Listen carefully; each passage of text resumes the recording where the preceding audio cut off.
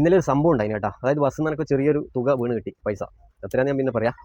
അപ്പോൾ രാവിലെ ഇരിട്ടി ആർല റൂട്ടിൽ സർവീസ് നടന്ന ബസ്സായത് കേട്ടോ, ലോക്കൽ ബസ്സാണ്.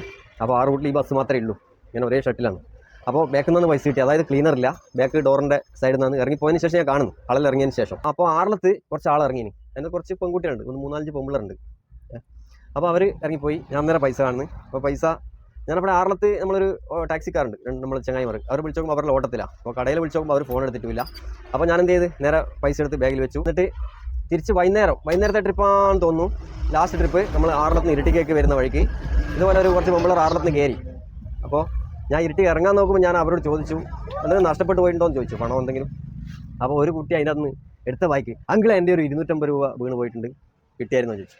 അപ്പോൾ ഞാനിത് പറയാൻ കാരണം, ഞാനിത് അങ്ങോട്ട് പറഞ്ഞുകൊണ്ട് മാത്രമാണ് ആ കുട്ടികൾ ഇങ്ങോട്ട് പൈസ എൻ്റെ നഷ്ടപ്പെട്ടു പോയെന്ന് പറഞ്ഞേ. മറിച്ച് ഞാനത് ചോദിച്ചില്ലെങ്കിൽ ആ പിള്ളേർ അത് നഷ്ടപ്പെട്ടു പോയി എന്നുള്ള കണ്ടീഷനിൽ തിരിച്ചു പോകും. അപ്പോൾ നിങ്ങളോട് പറയാനുള്ള എന്താണെന്ന് വെച്ചാൽ, നിങ്ങൾ വിലപ്പെട്ട് എന്തെങ്കിലും പണമോ വേറെ എന്തെങ്കിലും ബസ്സിൽ നഷ്ടപ്പെട്ടു പോയിട്ടുണ്ടെങ്കിൽ ആദ്യം ബസ്സിൽ ജീവനക്കാരോട് ചോദിക്കുക. അത് മറിച്ച് വേറെ യാത്രക്കാരനെ കിട്ടിയിട്ടുണ്ടെങ്കിൽ ചിലപ്പോൾ നമുക്കൊരു 60% പാസഞ്ചർ മാത്രമേ നമുക്ക് പൈസ നമുക്ക് തിരിച്ചേൽപ്പിക്കും, നമ്മളെ ഏൽപ്പിക്കും. അല്ലാത്ത പക്ഷേ അവർ പോക്കറ്റിലിട്ട് കൊണ്ടുപോകും. നിങ്ങൾ നഷ്ടപ്പെട്ടു പോയ പൈസ, അതായത് എന്തോ ആട്ടെ, ബസ്സിൽ വിലപ്പെട്ട രേഖകളോ എന്തോ ആട്ടെ, ആദ്യം നിങ്ങൾ ബസ്സിലെ ജീവനക്കാരോട് ചോദിക്കുക.